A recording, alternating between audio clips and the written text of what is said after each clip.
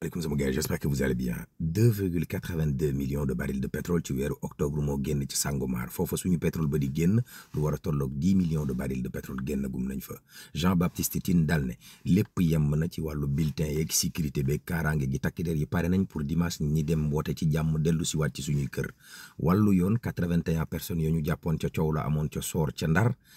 yoon def na liggéeyam ba ñëpp tëj nañ leen ci kaso bi. 94 milliards yu Mamour Diallo yu yoon ubbi na ci ab dossier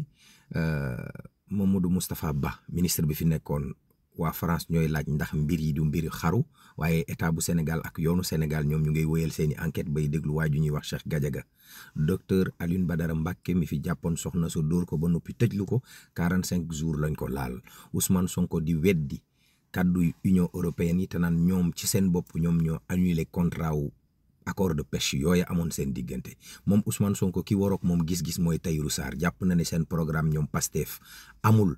carte séjour te ni ko boo bëggee ñu def débat public confronter suñuy idée ba ni ko soo amoon li nga bëgg ma darangu ci sa ginnaaw te man loolu maa ko lankal sama bopp. Barthélemy Dias daal ne yoon wi ñu bëggoon a jaarale seen bopp ci campagne bi biñ ñee suba la Ousmane Sonko daf ko foqati ak waa Pastef bu fekkee tour deret lañ bëgg ñoom loolu duñ leen ci seen.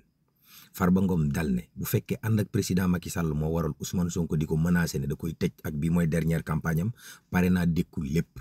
Sénégal jëflante nag Burkina Faso ba jël première place ba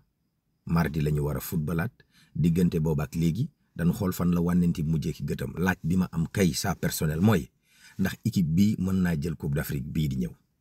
loola sa question bopp la. wallaay ndeysaan kon loolu moom mooy yembul yeneen candidat yeeg yooyu tey lu ci waay waxut ba 0 heure léppay dog rek bon vendredi.